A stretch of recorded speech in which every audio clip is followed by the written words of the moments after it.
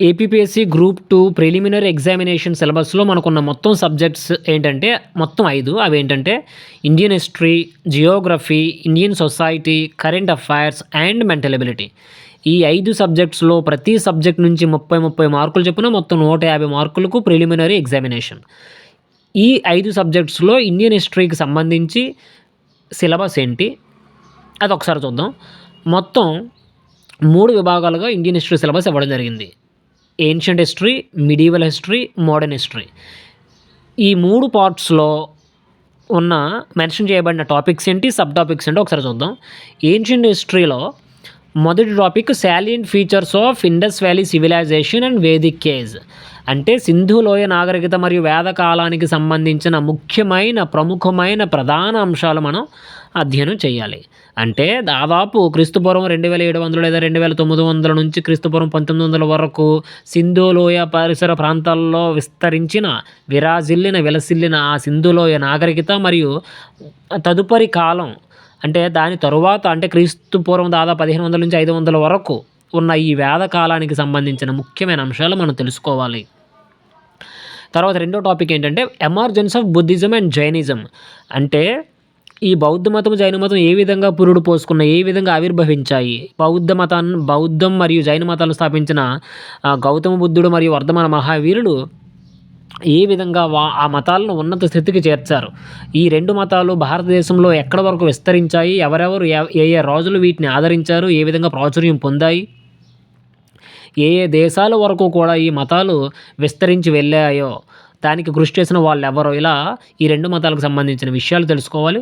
తర్వాత మూడవ topic Mauryan empire and Gupta empire. మౌర్యులు మరియు గుప్తులు. చూడండి, మీరు సిలబస్ని గమనించినట్లయితే కాల ప్రకారము క్రమ పద్ధతిలో ఒకదాని తర్వాత ఒకటి అంటే కాలానుగుణంగా చోటు చేసుకున్న అంశాలనే పద్ధతి ప్రకారం ఇవ్వడం జరిగింది. అది మనం గమనించాలి. మూడవ topic Mauryan empire and Gupta empire. మౌర్యులు మరియు గుప్తులు వీళ్ళకు సంబంధించి ఏంటంటే మనం తెలుసుకోవాలి. Their administration, socio economic and religious conditions, art and architecture, literature.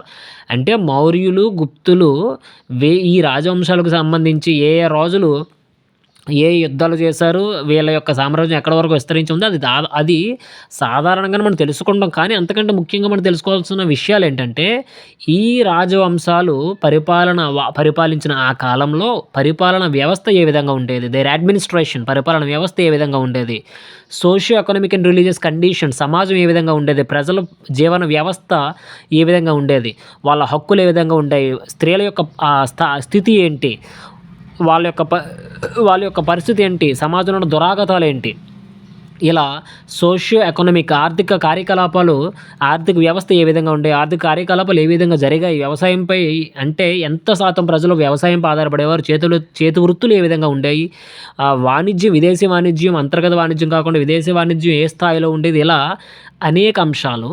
Socio economic and religious conditions మతం యొక్క పరిస్థితి ఏంటి, ఏ మతాల మధ్య తగాదా ఉండేది, ఏ విధంగా ఏ మతాలను ఏ రాజులు పోషించారు, వాటి యొక్క పరిస్థితి ఏంటి, ఇలా రిలీజియస్ కండిషన్స్. తర్వాత ఆర్ట్ అండ్ ఆర్కిటెక్చర్ కళలు మరియు వాస్తుశిల్పం నిర్మాణం ఏ విధంగా ఉండేది, ఏ స్థాయిలో ఉండేది, ఎంత అభివృద్ధి చెందింది, ఎవరు పోషించారు, ఎవరు దాని ఈ అంటే కళలు మరియు ఈ వాస్తుశిల్పం యొక్క అభివృద్ధిలో ఏ రాజులు ఎంత మేరకు పాత్ర పోషించారు. ఇలా మనం ఏ రాజవంశాన్ని తీసుకున్నా ఆ కాలం నాటి అనేక అంశాలను సమగ్రంగా అనేక కోణాల నుంచి మనం తెలుసుకోవాల్సిన అవసరం ఉంది. లిటరేచర్ కూడా అంటే సాహిత్య అభివృద్ధి ఏ విధంగా జరిగింది, ఏ గ్రంథాలు రచింపబడ్డాయి, ఇవన్నీ ఎందుకు చదవడం అంటే ఉదాహరణకు ఇవన్నీ కూడా మన చరిత్రను అధ్యయనం చేసేందుకు మనకు ఉపయోగపడే ఆధారాలు కావచ్చు. ఈ సాహిత్యం ఇప్పుడు లిటరేచర్ డెవలప్మెంట్ ఎలా జరిగింది, ఏ గ్రంథాలు మనకు లభ్యమవుతున్నాయి, ఆ గ్రంథాల ద్వారా ఆ కాలంలో జరిగిన విషయాలు మనం ఏ విధంగా తెలుసుకోవచ్చు, ఇలా ప్రతి అంశం పట్ల ప్రతి రాజవంశం పరిపాలనా కాలంలో అనేక అంశాల పట్ల మనం అధ్యయనం చేయాల్సిన అవసరం ఉందని అర్థం. తరువాత టాపిక్ ఏంటంటే హర్షవర్ధన అండ్ హిజ్ అచీవ్మెంట్స్. అంటే మౌర్యుల పతనానంతరము గుప్తుల పతనానంతరము గుప్త రాజ్యం పతనం చెందిన తరువాత గుప్త గుప్త రాజ్యం యొక్క సముద్రగుప్తుడి కాలంలో గుప్తుల సామ్రాజ్యం ఎంతవరకు విస్తరించి ఉండేదో అది భారతదేశం దాదాపుగా దక్కన్ ప్రాంతాన్ని మినహాయిస్తే దాదాపుగా వాళ్ళ అధీనంలోకి వెళ్ళింది. అయితే ఈ గుప్త సామ్రాజ్యం ఇచ్చిన తర్వాత ముక్కలుగా విడిపోయిన దాదాపుగా ఉత్తర భారతదేశాన్ని అంతటిని తిరిగి మళ్ళీ హర్షవర్ధనుడు ఏ విధంగా సమైక్యం చేసి పరిపాలించాడు, ఆయన సాధించిన విజయాలేంటి, ఆయన చేసిన గొప్ప గొప్ప పనులేంటి, ఇట్లా ఆ విషయాలన్నింటినీ హర్షవర్ధన అండ్ హిజ్ అచీవ్మెంట్స్ అనే దాంట్లో మనం తెలుసుకోవాలి. ఇది ఏన్షియంట్ హిస్టరీ సిలబస్. ఇక తర్వాత మిడీవల్ హిస్టరీ, మధ్యయుగ చరిత్ర. దాంట్లో ఫస్ట్ టాపిక్ ఏంటంటే ది చోళా అడ్మినిస్ట్రేటివ్ సిస్టమ్. చూడండి ఏమని మెన్షన్ చేయడం జరిగిందంటే the Chola administrative system, not the Cholas అని చెప్పలేదు, చోళా అడ్మినిస్ట్రేటివ్ సిస్టమ్ అని చెప్పాడంటే మనం ఏమనుకుంటాం, చోళుడు అంటే చోళ సామ్రాజ్య స్థాపన ఎప్పుడు జరిగింది, అంటే స్థాపించిన రాజులు ఎవరు, అంటే గొప్ప గొప్ప రాజులు ఎవరు, వాళ్ళ యొక్క విస్తీర్ణం, చోళ సామ్రాజ్య విస్తీర్ణం ఎక్కడి వరకు ఉండేది, ఇది కాదు. స్పెసిఫిక్గా ఏమని చెప్పారంటే ది చోళా అడ్మినిస్ట్రేటివ్ సిస్టమ్, అంటే చోళుల కాలం నాటి పరిపాలనా వ్యవస్థ ఏ విధంగా ఉంటుందో అధ్యయనం చెయ్యండి అని మాత్రమే చెప్పబడింది. ఎందుకు అంటే దాంట్లో ఏదో ప్రాముఖ్యత ఉంది, మనం తెలుసుకోవాల్సిన అవసరం ఏదో ఉంది, అందువల్ల పరిపాలనా వ్యవస్థ మాత్రమే అని చెప్పబడింది. తర్వాత second topic Delhi sultanate and the Mughal empire. Delhi సుల్తాన్లు మరియు మొఘలుడు ఈ సామ్రాజ్యాలలో కూడా మనం తెలుసుకోవాల్సిన విషయాలు ఏంటంటే మనం ఇదివరకు చెప్పుకున్నట్టే their administration, socio economic and religious conditions, art and architecture, language and literature, ఇవన్నీ పరిపాలన, సమాజము, ఆర్థిక వ్యవస్థ, మతం యొక్క పాత్ర, మతం యొక్క పరిస్థితి, స్త్రీల పరిస్థితి, ప్రజా హక్కులు ఏ విధంగా ఉండేవి, ఆర్ట్ అండ్ ఆర్కిటెక్చర్, వాస్తుశిల్పం ఏ విధంగా ఉండేది, కళలు అంటే చిత్రలేఖనం కావచ్చు, లేదా నృత్యం కావచ్చు, లేదా సంగీతం కావచ్చు, ఇలా వాటి యొక్క పరిస్థితి ఏంటి, వాటి యొక్క అభివృద్ధి ఏంటి, వాటిని అభివృద్ధి చేయడంలో ఏ రాజులు ఏ విధంగా సహాయ సహకారాలు అందించారు, ఏ విధంగా పోషించారు, ఇట్లా లాంగ్వేజ్ అండ్ లిటరేచర్, భాష అభివృద్ధి ఎలా జరిగింది, సాహిత్య అభివృద్ధి ఎలా జరిగింది, ఏ గ్రంథాలు రచించిన వాళ్ళు ఎవరు, ఇలా ఇవన్నీ విషయాలు ఏ రాజవంశం గురించి మనం చదివేటప్పుడు కూడా ప్రతి అంశాన్ని మనం గమనించాల్సిన అవసరం ఉంది. తరువాత టాపిక్ భక్తి అండ్ సూఫీ మూవ్మెంట్స్, అంటే భక్తి మరియు సూఫీ ఉద్యమాలు. ఈ భక్తి మరియు సూఫీ ఉద్యమాలు మతానికి చెందినప్పటికీ, దైవారాధన ఉన్నప్పటికీ వాటి వల్ల సమాజానికి జరిగిన మంచి ఏమిటి, అంటే అవి సమాజం అంటే వాటి వల్ల జరిగిన మేలేంటి సమాజానికి, ఆ భక్తి ఉద్యమకారులు ఎవరు, ఆ సూఫీ ఉద్యమకారులు ఎవరు, వారు చేసిన గొప్ప గొప్ప పనులేంటి, వారు ఉద్బోధించిన విషయాలేంటి, ప్రచారం చేసిన విషయాలేంటి, ఇవి మనం తెలుసుకోవాలి ఈ టాపిక్లో. తరువాత ఫైనల్ కాదు, ఇంకొకటి ఉంది, Shivaji and the rise of Maratha empire. అంటే ఛత్రపతి శివాజీ కోసము మరియు ఈ మరాఠా సామ్రాజ్యం యొక్క ఉన్నతి ఏ విధంగా, మరాఠా సామ్రాజ్యం ఏ విధంగా స్థాపించింది ఎవరు, అందులో అంటే ఎంత ఉన్నత స్థితికి చేరింది, దాంట్లో మహారాజ్ ఛత్రపతి శివాజీ యొక్క పాత్ర ఏమిటి, ఇట్లా ఈ విషయాలన్నింటినీ మనం చదువుకోవాలి. తర్వాత లాస్ట్ టాపిక్ మిడీవల్ హిస్టరీలో అడ్వెంట్ ఆఫ్ యూరోపియన్స్, ఐరోపా వారి రాక భారతదేశంలోకి. అంటే ఐరోపా వారు అంటే అనేక దేశాల వాళ్ళు భారతదేశంలోకి ప్రవేశించారు. వీళ్ళందరూ భారతదేశాన్ని ఏ విధంగా సర్వనాశనం చేశారు, ఏ విధంగా మొత్తం విధ్వంసం చేశారు, అది తర్వాత చదువుదాం. వాళ్ళ యొక్క ప్రవేశం ఏ విధంగా జరిగింది, దానికోసం అడ్వెంట్ ఆఫ్ యూరోపియన్స్ అనే టాపిక్లో మనం చదువుకుంటాం. That is the last topic of the second major topic called medieval history. తర్వాత థర్డ్ టాపిక్ మోడర్న్ హిస్టరీ. ఇందులో మెన్షన్ చేయబడిన టాపిక్స్ చూడండి. First topic 1857 revolt and its impact, 1857లో చోటు చేసుకున్న తిరుగుబాటు, దాని యొక్క ప్రభావం భారతదేశం పైన లేదా భవిష్యత్తులో, అంటే దీని తర్వాత రాబోయే ఉద్యమాలకు ఇది ఏ విధంగా స్ఫూర్తినిచ్చింది, ఏ విధంగా ఇది ఏ విధమైన పాత్ర పోషించింది, 1857 తిరుగుబాటు అనేది దానికోసం మనం తెలుసుకోవాలి.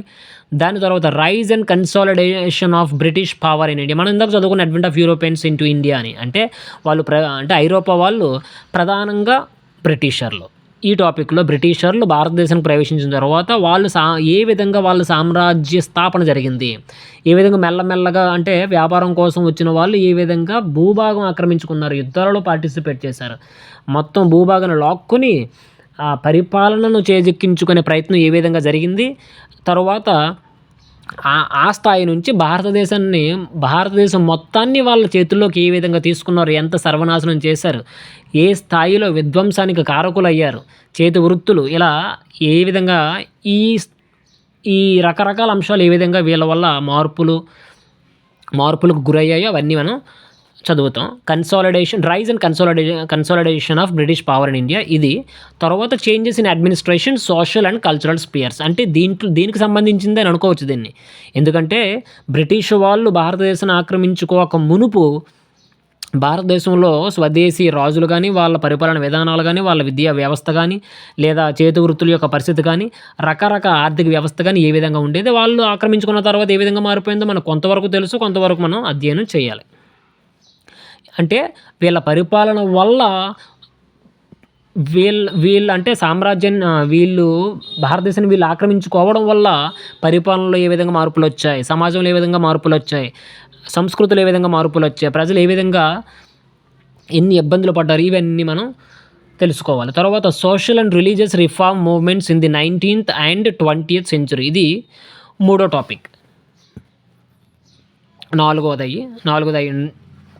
4వ topic social and religious reform movements in the 19th and 20th century. అంటే భారతదేశంలో మతానికి సంబంధించి లేదా సమాజానికి సంబంధించి సంస్కరణ ఉద్యమాలు ఏ విధంగా జరిగాయి, ఎవరెవరు ఏ విధంగా పాత్ర పోషించారు, ఏ స్థాయిలో కృషి చేశారు, అంటే మతం ద్వారా స్థాపించబడిన లేదా